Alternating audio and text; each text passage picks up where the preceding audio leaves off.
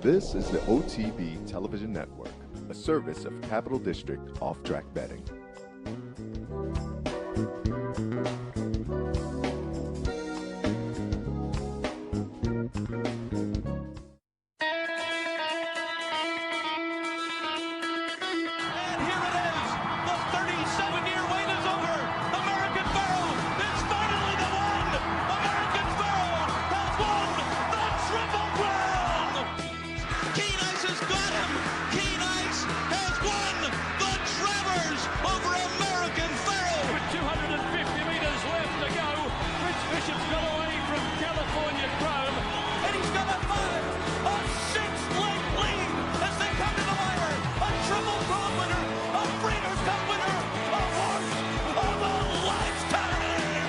Broadcasting live from the Capital OTB studios, this is Racing Across America with Seth Merrow.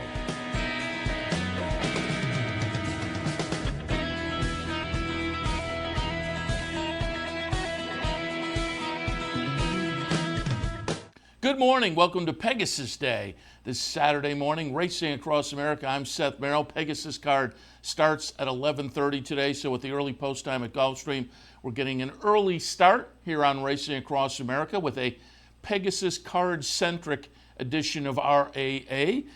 Coming up on the program today, we'll be joined by Ron Nicoletti, and we taped interviews yesterday with the early start today and the big day down there. Didn't want to run into any problems with guests, so we caught up with Ron Nicoletti yesterday, got some handicapping thoughts to the Pegasus Turf, a couple other undercard stakes as well. Also talked to Dale Romans. Dale today has, 3 in the Hooper, has 1 in the big race as well. Mr. Freeze, I think, is maybe a little bit interesting in the Pegasus. Of course, scratch reduced Pegasus. A couple of days ago it was announced favorite Omaha Beach out, spun to run out, kind of the marquee matchup. But I think it maybe makes it a more interesting betting race. And as I say, Mr. Freeze from Dale Romans is kind of interesting. So we talked with Dale about not only his horses today on the Pegasus card, but we also caught up a little bit on this nice 2-year-old from last year, Dennis's Moment, who is back on track and training. Then at the end of the show, trainer we haven't had a chance to talk to because he's based out in Southern California, but also with a number of horses on the card today down at Gulfstream, trainer Peter Miller. So we talked about some of his runners, including Mo Forza in the Pegasus Turf, but he has some undercard runners as well. Hit also, since we taped it yesterday, Peter Miller mentioned Nucky, who ran in the opening day feature of the Smarty Jones yesterday. Oaklawn kicked off. Nucky, a little bit hard luck, not hitting the board yesterday at Oaklawn, but Steve Asmussen with 4 horses in there winds up winning with Gold Street, wins the Smarty Jones, which kicks off their nice 3-year-old trail that, of course, leads up to the Arkansas Derby towards the end of their meet. It used to be the end of the meet, but now they go until Derby Day. So Gold Street won for Asmussen. Shoplifted ran 3rd for Asmussen yesterday.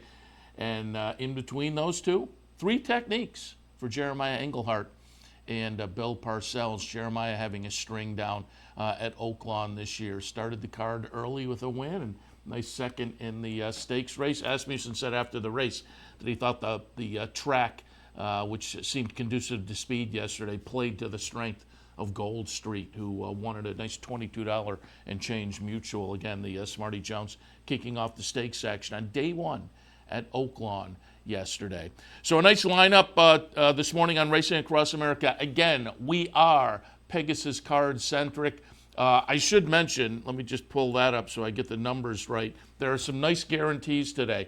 In the Rainbow Six, they're guaranteeing $5 million. The late pick 5, they're guaranteeing $750,000. The late pick 4, they're guaranteeing $1 million.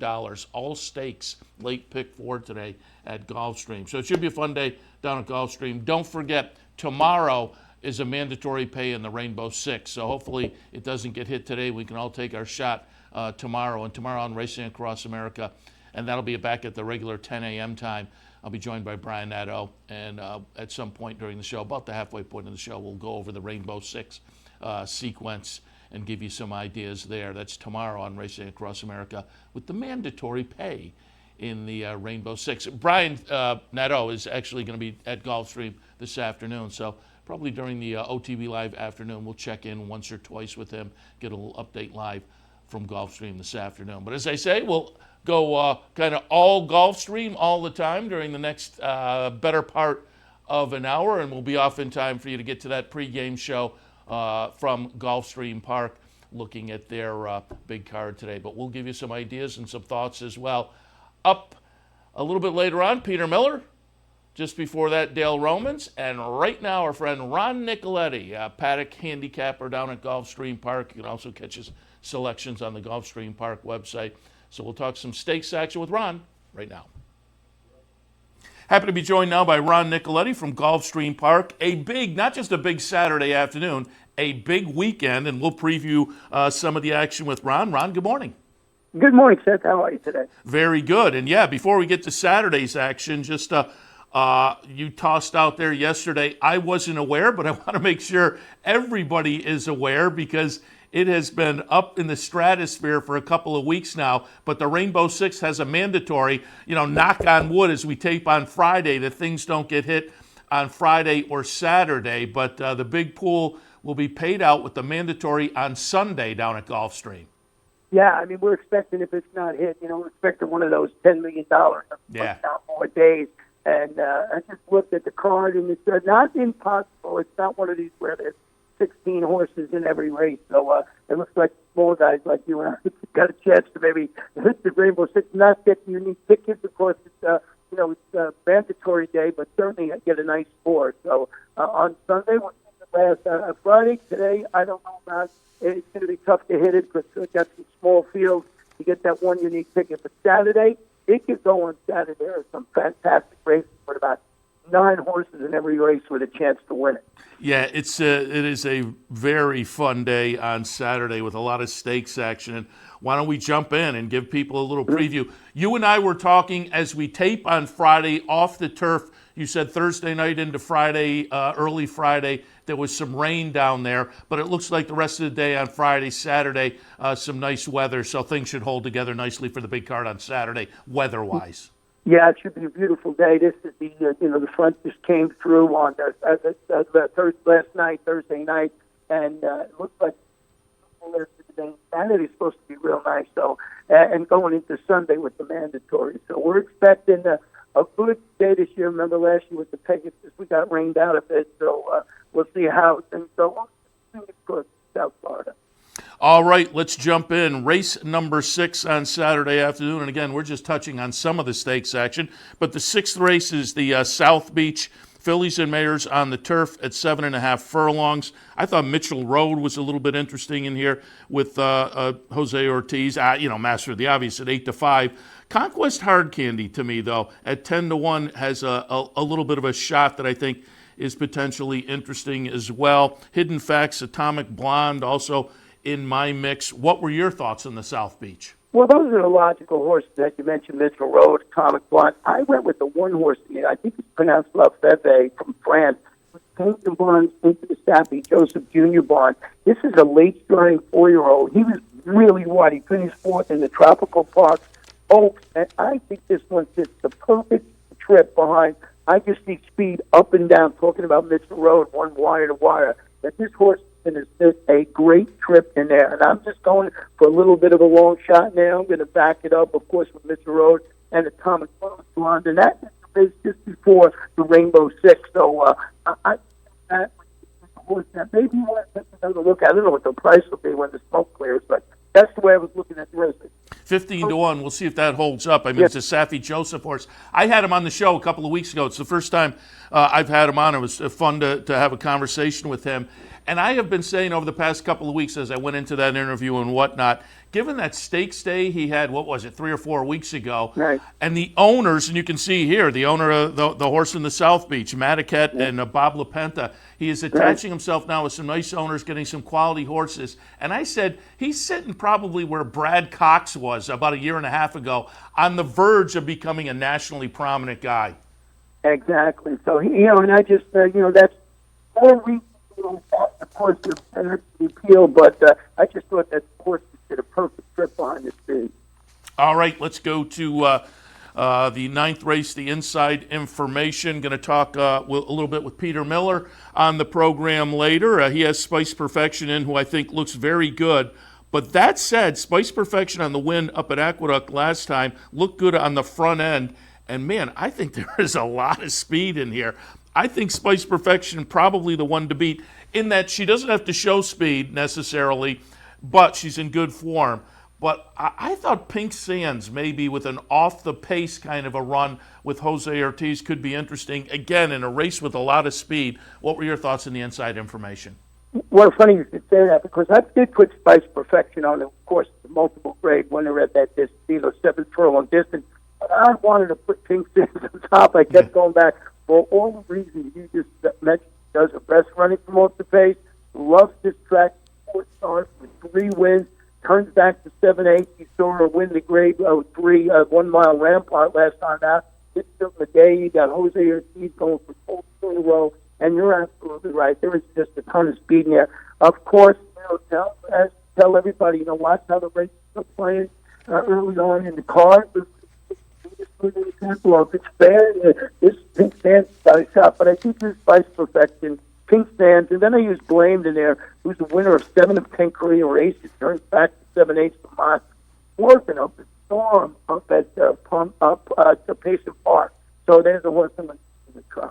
Yeah, I mean, I'm looking down. You got JP's Delight, Blame, Nona Madeline, Spice Perfection, Heaven Has My Nikki, all and a bit of both, all with some speed. It's going to be. Right. This is one of those. It's fun to see when they hit the far turn how it's playing out, whether they're duking it out or. Right. A lot of times the jockeys overthink. They're in the jockey's room and they're all thinking, "Oh, there's a lot of speed. I think I'll hold back a little bit." And some guy sneaks away to the lead. So fun race to kind of just. Not only handicap, but then sit back and see what the strategy is. All right, let's go to the 2 highlights of the day. Pegasus World Cup Turf Invitational. And this race really got flattered. The inaugural edition won by Bricks and Mortar, and on Thursday night, Bricks and Mortar named the Horse of the Year. So certainly that bodes well for the Pegasus World Turf Cup being on the resume of the Horse of the Year.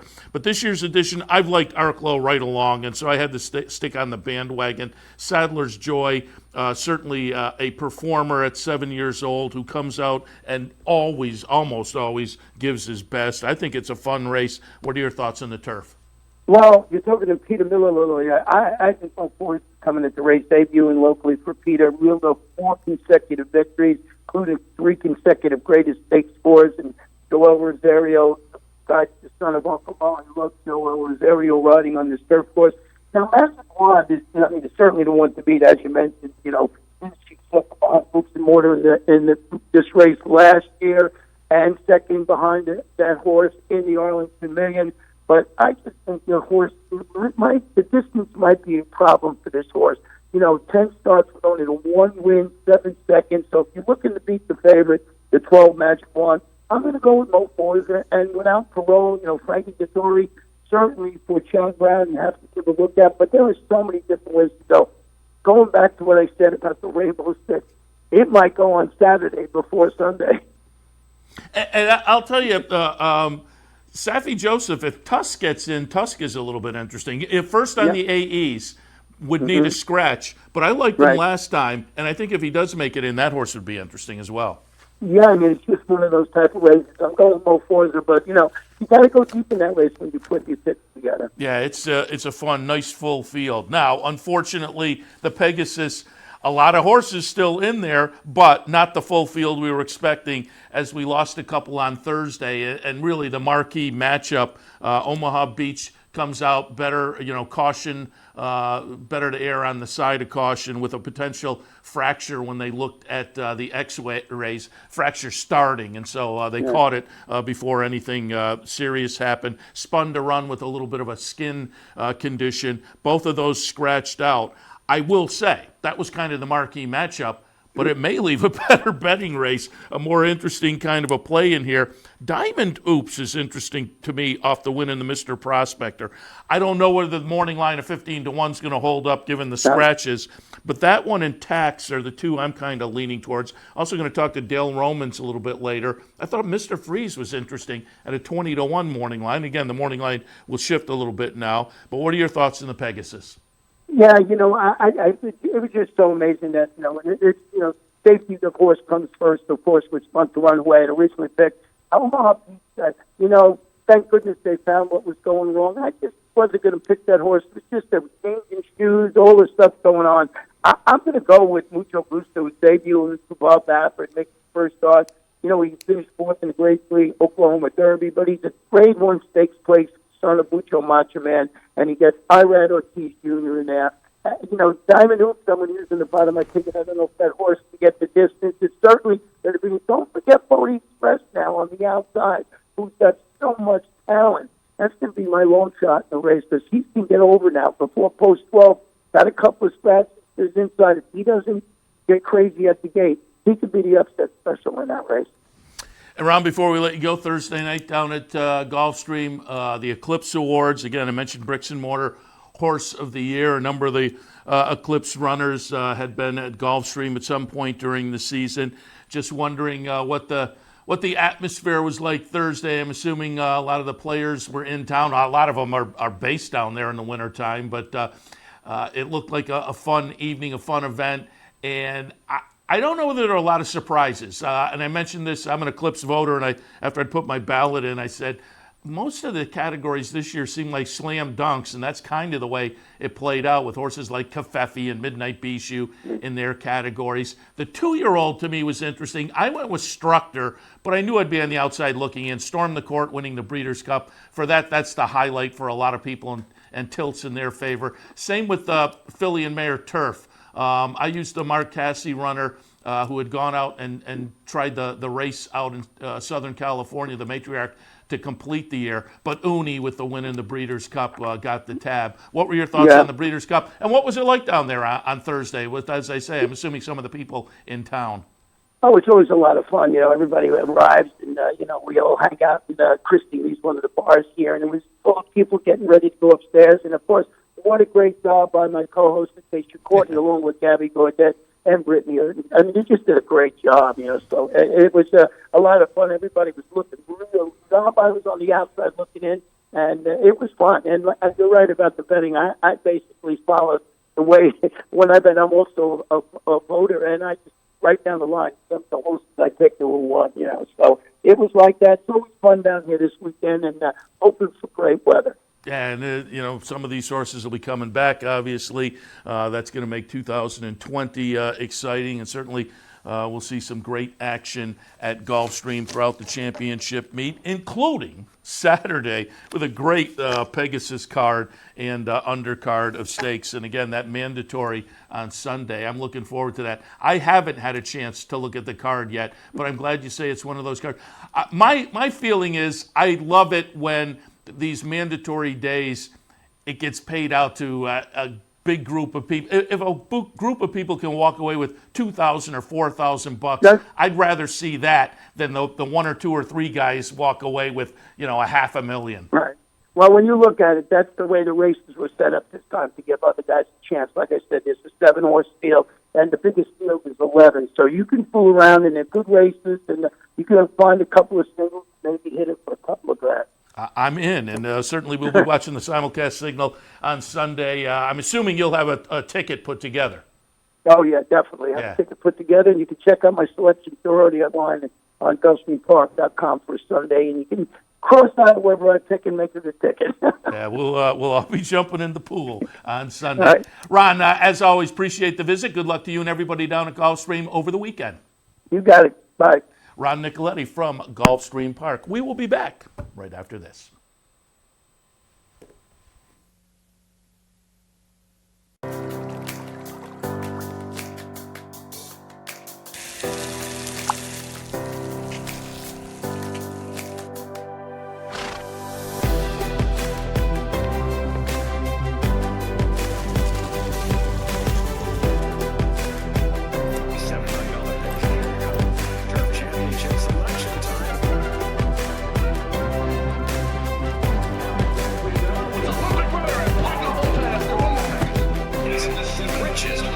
race ever run in North American racing history.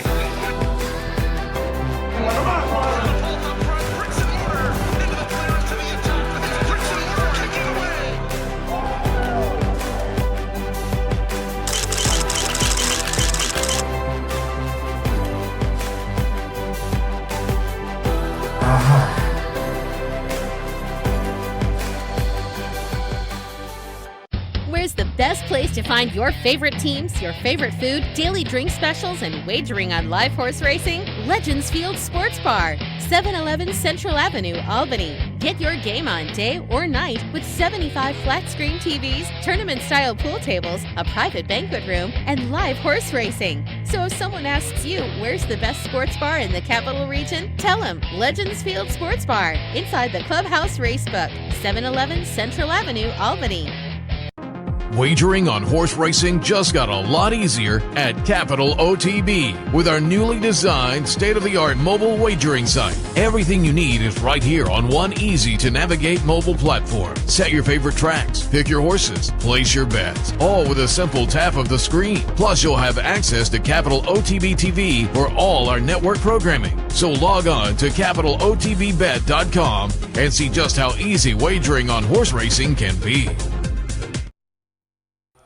Welcome back to Racing Across America. Happy to be joined now by trainer Dale Romans. Dale, good morning. Hey, good morning. Thanks for taking the time. Down there at Gulfstream with a number of entrants on the big stakes card Saturday afternoon. You have a few in the Hooper. You have Mr. Freeze in the Pegasus. We'll touch on all of those. Just give us, as we tape on Friday, give us a little update. What's the weather situation look like down there at Gulfstream? Well, it's beautiful right now. It's got to be mid-70s, sun's out, and I think it's supposed to be the same way tomorrow. That's what we like to hear. All right, as I mentioned, the Fred Hooper, you have 3 entrants in here. I think they're all kind of fun and interesting. Let's kind of take them one at a time, and let's start chronologically. Rare Form. We're going to pull up the allowance optional claiming race from November 28th down at Churchill. The winner is going to be number 4, Blended Citizen, but Rare Form, your horse, number 5, runs second. Blended Citizen down at the fairgrounds out of this race has run second in a couple of stakes races. So Blended Citizen, a nice little runner of his own right. As we can see here, you enter the stretch, you've got a nice lead. You just get run down, you wind up well clear of the third place horse. But let me ask you, how did he come out of this race? What was the takeaway from the optional claimer at the end of November? Showing the speed, getting run down a little bit. That was a 1 1/16. You're going the 1-turn mile on Saturday. So again, your takeaway from this race, and how are you going to play into the Hooper on Saturday? Well, my take is he ran, his best number he's ever run in that last race. And it's a quality race, quality field of horses. And, there's no other allowance race that's going to go. He's training great. Let's take a shot in a nice race and let him break, run away from there, and see if he can hang on. And so that'll be the game plan. You'll send them the way you have. I mean, he does look like a horse that tends to like the lead, and certainly we saw it there in that race. That'll be the game plan again on Saturday? Yeah, we just let him run on away from there. 1-turn mile, you think that's looking at his record at a mile, he does very well. The 1-turn mile down at Gulfstream, how will that suit him? Yeah, I think it'll suit him well. He does like a 1-turn mile. If he gets the speed so good over here, if you get out there in the lead, and he may be able to just keep right on rolling. Flavian Pratt jumps on board. He hasn't been on board yet. What do you do in a situation like that when a jockey is brand new? Give him instructions. Has he been on the horse I'm assuming not, being where he's based, but has he been on the horse in the morning, or is it all based on instructions in the afternoon?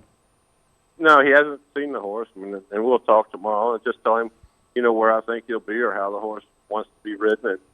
And he's a sharp guy. He'll know. That's an easy horse to ride. Just let him break, let him run. Yeah, those are the easiest instructions you can give with the front runners, right? Yeah, pretty much. Get to the lead and extend from there. All right, let's go to 7 Trumpets, owned by our friends at West Point Thoroughbreds. This has been a nice little horse for you and the folks at West Point. Over $500,000 in the bank. This horse last year, a couple of years ago, part of your exacta in the Allen Jerkins up at Saratoga. Promises Fulfilled won, and 7 Trumpets ran second. I'm going to pull up the allowance optional claimer December 1st at Churchill Downs. The winner will be number 4, 7 Trumpets. And you mentioned that Rare Form ran his best number in that second place finish we looked at. well, a lifetime best buyer, and I'm a buyer guy in this race for seven trumpets down at Churchill last time. What were your impressions? And again, it was a good number. It was a lifetime best number. Do you consider this his best lifetime race? Well, I think it was. You know, he's been such a neat horse to be around. He just tries every time. He seems to be just getting better and better. And that was a big race, and hopefully that just helps him step forward and have a great year this year.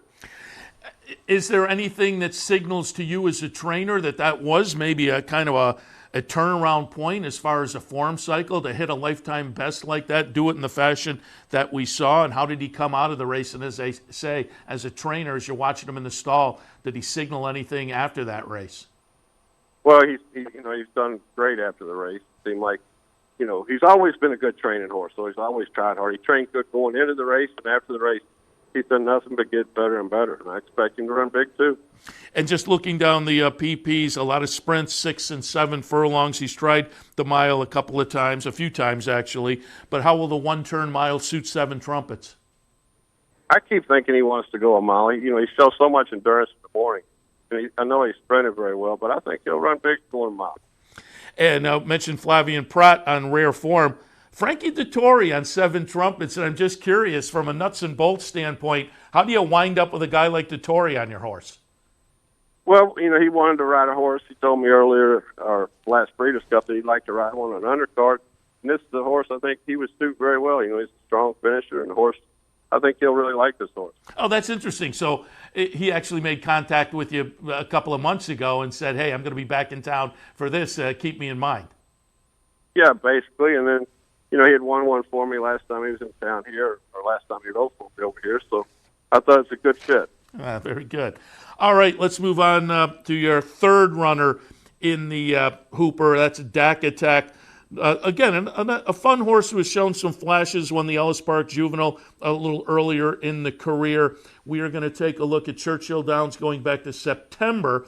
This is going to be another allowance optional claimer. Fact finding is going to be the winner, but the number 2 will be Dak Attack coming in, as I say, second in this race.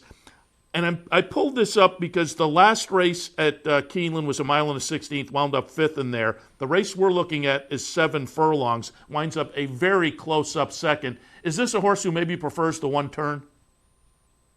Well, I think last time at Keeneland, he stumbled out of the gate. He grabbed his quarter pretty bad coming out. Okay. I think that really compromised him. So kind of draw a line through that and hope that he steps forward like he did in the race before. I thought that was a huge race. And he's always shown he's got a lot of talent. And how's he working, and what are your expectations for Dak Attack on Saturday?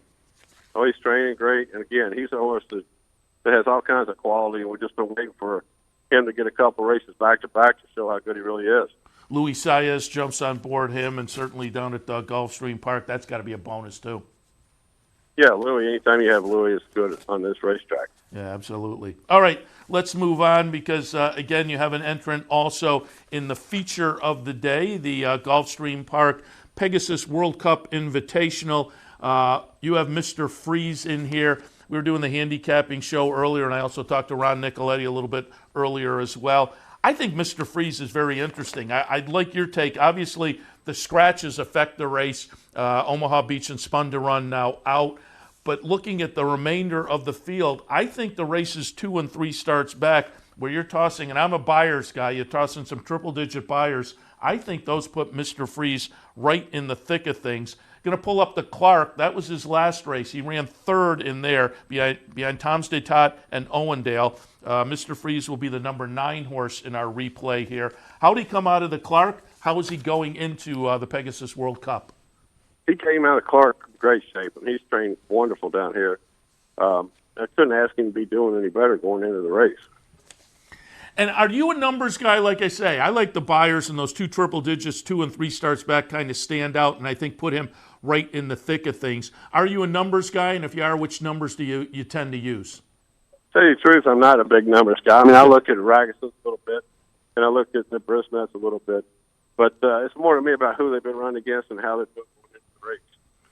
And again, we were talking a little bit on the handicapping show a little bit earlier about the race and how it might play out and whatnot. Mr. Freeze, the potential is there to maybe take a little initiative at the start. What are your thoughts pace-wise as far as Mr. Freeze on Saturday? Well, I think we let him run away from there and then just see how it sets up. And then he'll run from a little bit off the pace, too. He's done that before. So just leave it up to Louis to give him a chance of getting away from there. And if they outfoot him, just sit off of him and see what happens. Very good. Well, good luck on Saturday in the Hooper and the Pegasus World Cup Invitational. And now I wanted to just get some thoughts because back on track, back working out. I think we have a little video of Dennis's moment working out last Saturday. I've seen subsequent videos of him just out kind of galloping on the track down at Gulfstream.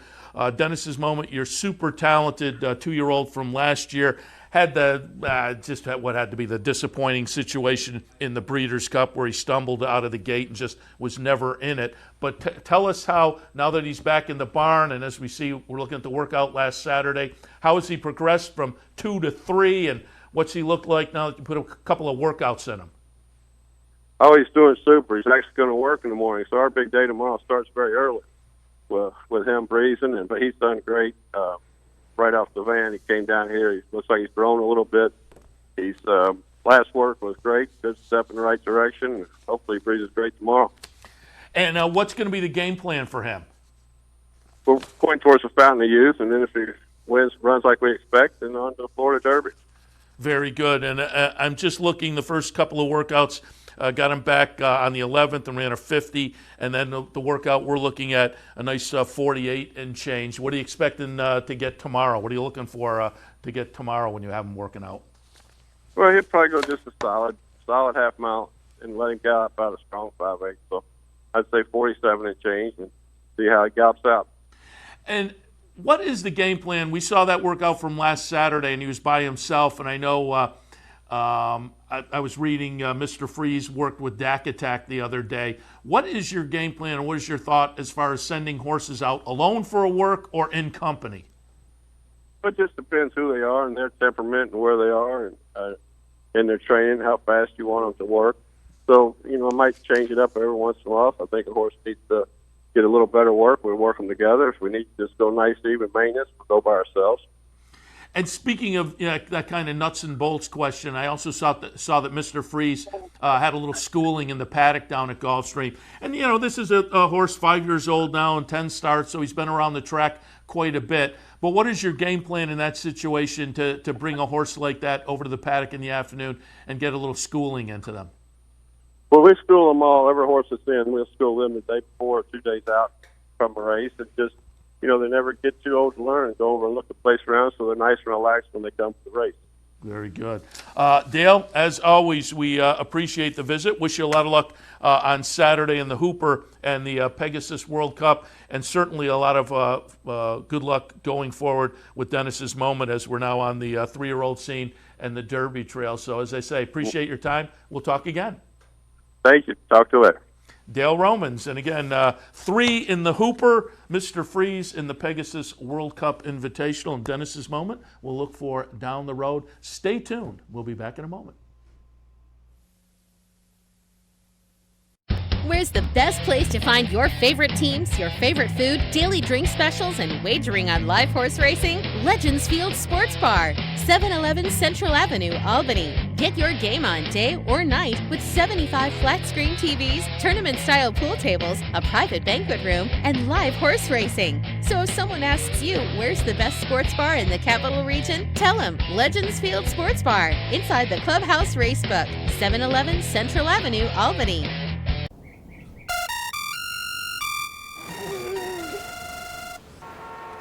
Come on. I want sales reports on my desk by Monday. Oops. My bad. Love racing? RTN brings you every live simulcast on your home television, plus live video streaming and race replays on your PC and mobile devices. To order, visit rtn.tv. RTN, a breed apart. Here in upstate New York, no one provides bettors with more wagering options than Capital OTB.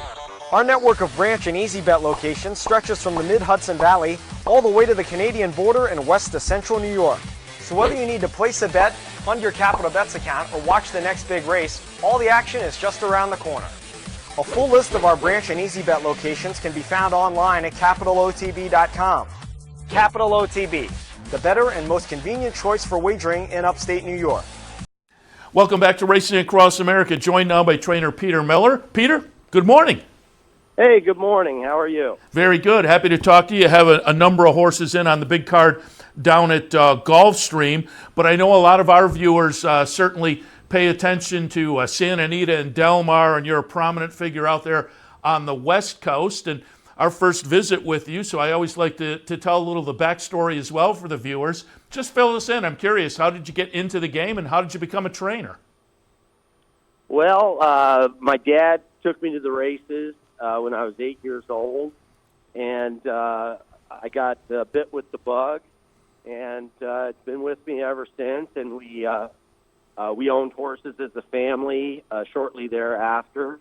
So it became kind of a family affair, and wanted to be a jockey, went to jockey school at a young age. I think I was 10 or 11, but I guess my love of food outweighed my love of riding. And but trainer was the next best thing, so I focused on that, and was very lucky to get a job with the great Charlie Winningham out of high school and learn from the master. And I guess the rest is history, as they say. That's a pretty good mentorship, as it were, an intern with Charlie Winningham. What was that time like? Well, I was 17 years old, and I think I averted looking at him for the first year. He just scared me the first year, and then after that, I became a lot more comfortable with him and found out that he was a great guy. And learned a lot, and learned a lot about discipline and also about horses. Yeah, that's great. All right, let's hit on some of your horses on Saturday afternoon. First, just a little overview. I saw on Twitter some video. I think it was Mo Forza getting off the van on Wednesday. Did they all arrive on Wednesday and everybody get in town in good order? Yes, they all flew in. Actually, I think it was Tuesday. Okay. Got in Tuesday night here. And everyone shipped in well, and so far so good. They're all happy and healthy, and just need to get some luck. All right, let's go through them kind of in chronological order here. We'll start with the World of Trouble Sprint. You have Texas Wedge in here. We're going to pull up the Joe Hernandez from New Year's Day out at Santa Anita. Texas Wedge is the number 4 horse. I'm a Buyers guy. This was a lifetime best Buyer victory for Texas Wedge, so seems to indicate good form. But from the trainer perspective, what was your takeaway from this race, and did it match up to the number? Do you consider this his best performance? I do. It certainly is on Buyers. The speed, I think, didn't have it quite as good, but I thought it was a great performance. He had to take up a little bit shortly after the start, and he ran very well against some very nice horses. What is your thought on the race on Saturday? Because, again, on Buyers, Shecky Shabazz comes in with the string of triple digits, but you have the nice lifetime best last time. What are your thoughts on the race on Saturday? Well, yeah, I think Shecky Shabazz is certainly the horse to beat, and we're going to have to get a great trip and run our A game to have a chance to win it. But Shecky Shabazz is a very good horse. We beat him in the Breeders' Cup with Belvoir Bay, and hopefully we can do it again tomorrow. Let's move on to the Hooper. You have Gray Magician, recently turned 4 years old, kind of a fun 3-year-old, close-up second in the UAE Derby. You tried the Kentucky Derby, didn't fare well there, but wound up winning the Ellis Park Derby a little bit later on. Last time out, we're going to go back and look at the allowance optional claimer from October 11th. Gray Magician going to be the number 3 horse here and win very nicely. That was 2 starts back. Last time in the San Antonio finished 5th, which looks like a little bit of an aberration. What was the takeaway from the San Antonio? Well, he had gotten sick. We shipped him out to California. We were going to try him, I believe, in the stake on Breeders' Cup Day for 3-year-olds, the Twilight Derby, which we ended up winning with Mo Forza. But he got sick on us and missed about a month of training. So couple things. I think he was short for the race, but he's never run very well at Santa Anita. So we figured, he doesn't really like that racetrack. So, let's not run him there anymore. That's kind of funny because I was going to bring that up. 3 out of the 4 times he's been off the board were at Santa Anita. The other one was the Kentucky Derby, and I was kind of going to ask you if he seems like maybe those sports teams that strangely are better with the away games. Yeah, he doesn't seem to care for Santa Anita all that much, and he doesn't care for the mud either. So, hopefully we get a fast track, and he likes this track, and I think he's got a puncher's chance. Give us a little update on how you think the track condition is going to be. We talked with Ron Nicoletti from Gulfstream earlier. He said it rained hard Thursday night, but it looks like a nice day today, and it looks like it's going to be a nice day tomorrow. So you're expecting things to kind of even out? Yeah, I think we'll be fast and firm tomorrow, unless something unforeseen happens. The track, the main track, and the turf course take quite a bit of rain here, and so I think we'll be fast and firm as long as we don't get any more rain. So what are your expectations for a great magician in the Hooper? It's a very tough race. There's some very tough older horses in there, so I just want to see him run his race and settle back off the pace and make a big run. And, hopefully, if he doesn't win, at least he can hit the board. You said you were considering the Twilight Derby. You going to look at turf for him this year? We've thought about it. Certainly, he's by a son of Unbridled Song. Sure. And, so he does have some turf in his pedigree. So we're going to definitely give him a shot on the grass at some point this year.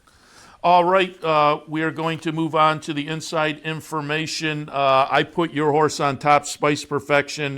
We're up here in upstate New York, so we pay a lot of attention to the NYRA circuit, and she looked great. We're going to take a look at the Gopher Wand back on December 7th. Spice Perfection is going to be the number 3 horse here, winning on the front end all the way around. My question to you, though, is she was a front end winner here, but with relatively slow fractions, seems to maybe have fallen on the front end. She seems to maybe have a little more tactical speed, and I'm guessing that'll be the game plan because as you look at this race, there is a lot of speed. So what are your pace thoughts for Spice Perfection in the inside information? Yeah, I agree with you 100%. There was no speed in the Gopher Wand, and we got lucky and got easy splits, and she just kind of ran around there. Tomorrow looks like a lot of speed, and she's, won from well off the pace. So, Javier can put her wherever he wants. If they're flying, she'll be, further back. And if they're not going that fast, she's tactical enough to be within, 3 lengths, 4 lengths of them. I was talking on the handicapping show earlier. Our colleague Brian Nadeau and I were talking and looking at the Gulfstream card, and I said I was going to have you on the show earlier. He said I should ask you how much the margin is going to be. He likes your horse. I like your horse. I think Spice Perfection is in a good spot on Saturday. But it's funny, we're taping on Friday, and we had called you a few minutes ago. You said, can you call me back? And as you said that, I looked up at the screen, the Gulfstream signal, and there was Spice Perfection in the paddock doing some schooling. You said you're going to work all 4 of your horses, or not work, bring them over to the paddock for some schooling this afternoon. What the nuts and bolts of training, what do you try to get out of schooling like that? Just so that they're not, a surprise race day, so that they've seen everything. They've seen the paddock, they've seen the walking ring, and it's, one of those things I learned from Charlie Winningham. He schooled everything, and I think, the mental aspect with these horses is really as important as the physical. And so we just try and keep our horses calm and settled, and get them used to everything so that they can perform at their best level. And you bring them over in the afternoon in the middle of the race card, so there's at least simulating what it'll be like Saturday. Probably a bigger crowd, but there's a crowd there today, so they get the look and feel of what it'll be like on race day. Yeah, exactly, and generally, they'll be hot on the day they school, and they'll be better on the race day. So, it's just something that I've done really my entire career, and it's worked for us. Yeah, interesting. Pegasus World Cup Turf Invitational. You have Mo Forza, who really became.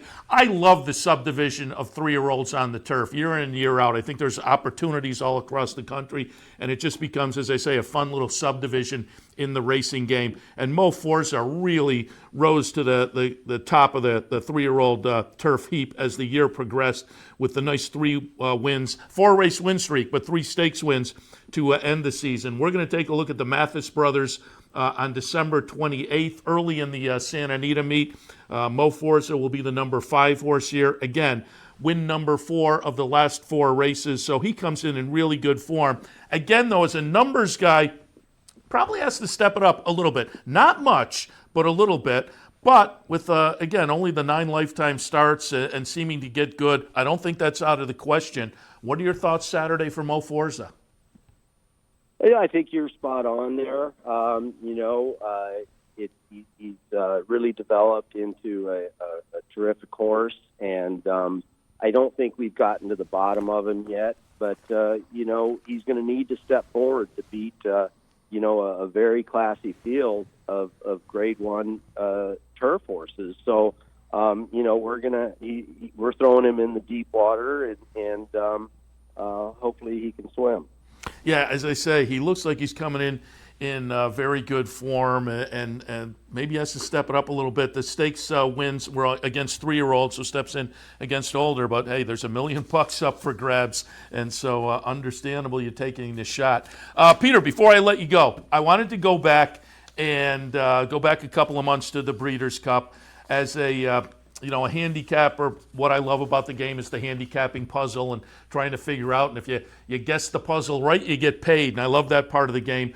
But also I love the stories, and one of the great stories of Breeders' Cup weekend was Belvoir Bay, your horse, you and Gary Barber. And you go back, it's hard to believe it was over a couple of years ago, that fire in Southern California that swept so fast into the San Luis Rey Training Center that essentially, to keep the horses safe, they just had to let them free. And Belvoir Bay was one of those horses. We're watching subsequently, though, 2 years later, after that traumatic experience, she got burned. She's the number 12 horse here and wins the Breeders' Cup Turf Sprint last November, and does it in track record time. Talk about, you win a Breeders' Cup race, it's got to be special to begin with. But with this horse and her story, how special was it for you and the connections? Yeah, it brought me to tears. I couldn't really contain my emotions, to be honest with you. Just what she had been through, what we had been through together, and lost her for a few days, didn't know where she was, if she was alive or dead. And, and she spent, a few weeks in the clinic with burns and heat inhalation or smoke inhalation. So it was just, beyond really words. And it was just, Gary Barber's a movie producer. And I said, hey, boss, we couldn't have even written a story like this. It was too unbelievable. But it happened. And I just felt fortunate to be a part of it for, one of my best longtime clients, Gary Barber. So it was a very special day. You talked about the mental aspect when we were talking about the schooling in the paddock. How mentally tough was she to come back from that and then perform on the highest level of the game?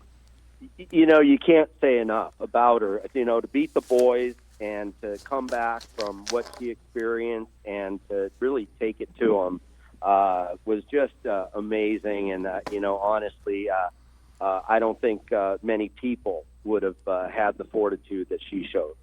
Yeah, it's just, as I say, I love the handicapping part of the game, but every once in a while a good story jumps up as well. She was one of them, Breeders' Cup weekend, so congratulations there also. And again, just before we let you go, little update, opening day at Oaklawn, and I understand you're going to have a string there this season.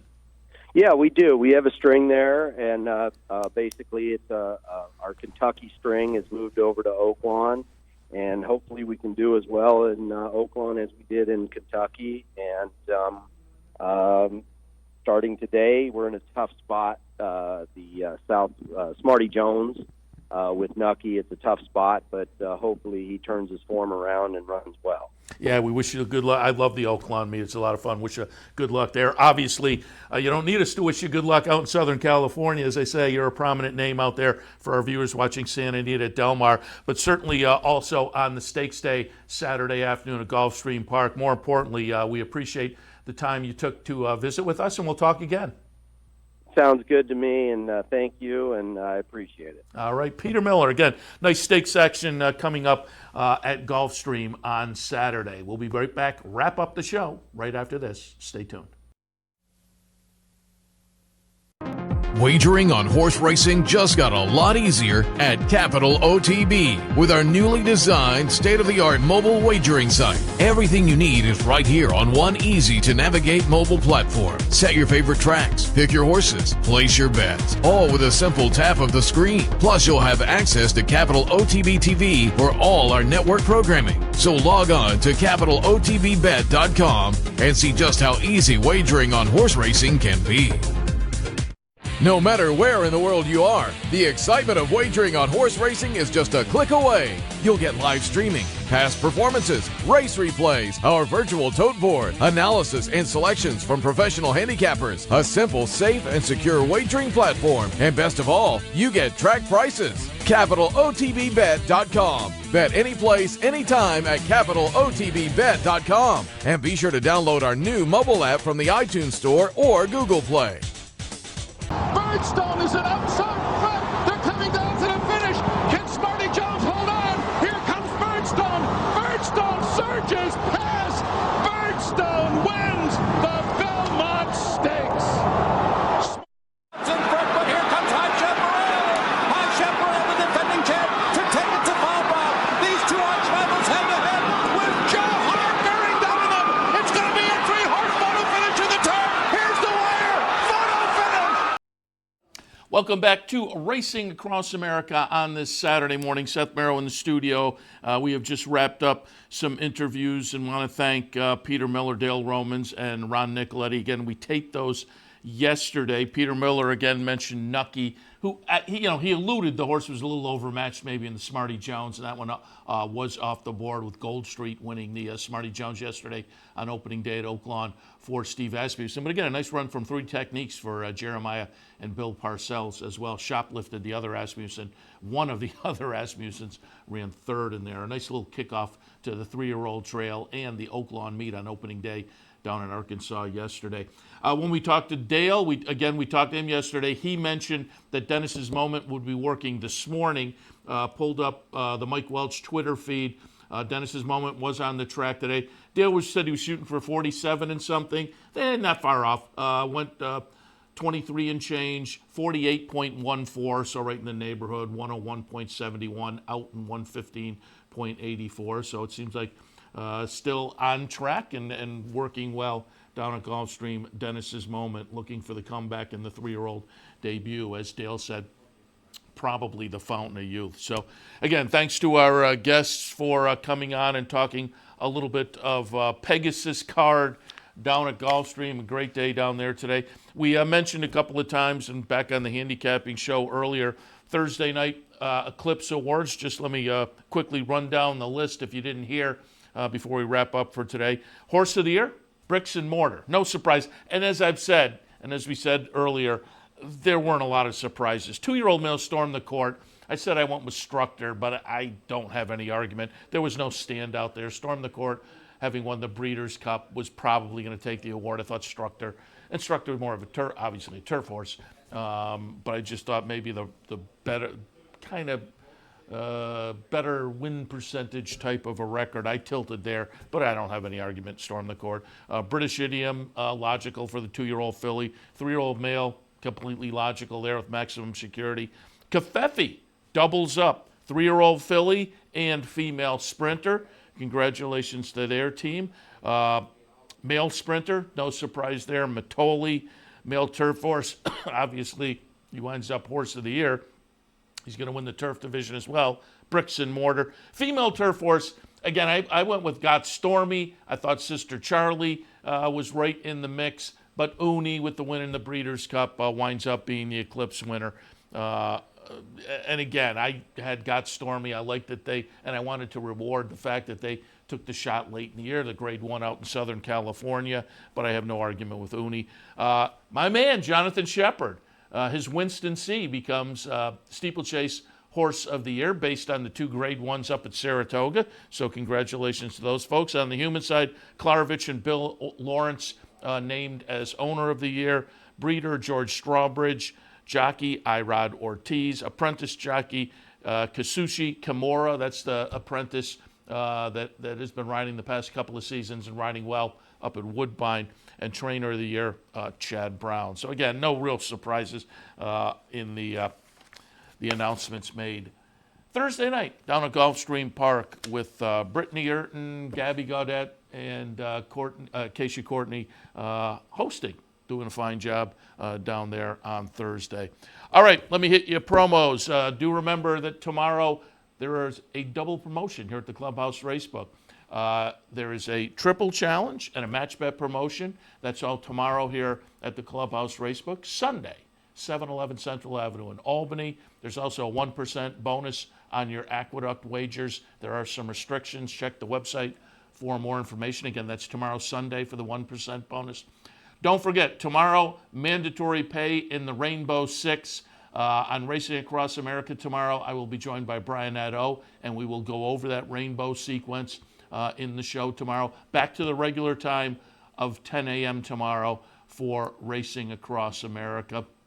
As we wrap up the show, do want to thank our friends at Gulfstream for their sponsorship. Gulfstream Park, champions start here, and it is a big weekend for them.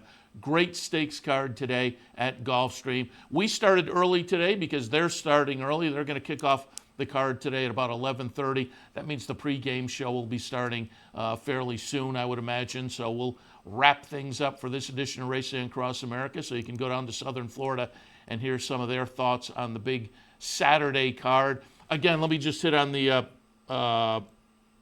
mandatories they have today, because there are some very good ones. I think I took it off of my. I did, but it was 5 million pick 6, $1 million in the late pick 4, 5 million guarantee in the Rainbow, $1 million in the late pick 4, and $750,000 in the late pick 5. See, I remember. But again, those are all stakes races, and it should be a lot of fun today down at Gulfstream. Our man Brian Nadeau is live down in Southern Florida. We'll check in with him a couple of times during the afternoon on OTB Live on this Saturday afternoon. So, fun day down in Southern Florida. Some other nice stakes races across the country as well, but obviously all eyes on Southern Florida with not only a lot of great racing, but a lot of great betting opportunities. All right, and hopefully we gave you some good ideas today as we talked, really, as I said, a Pegasus card-centric version of Racing Across America. I'll be back in a couple hours or so with OTB Live on this Saturday afternoon. As I say, I would expect shortly the pregame from Gulfstream to fire up as they will go through the Pegasus card themselves. So we will step back, send you down to Southern Florida for that. And as I say, be back in a couple hours for OTB Live on this Saturday afternoon, or this, as they're kicking off early, Saturday morning into the afternoon. So we will see you in a couple.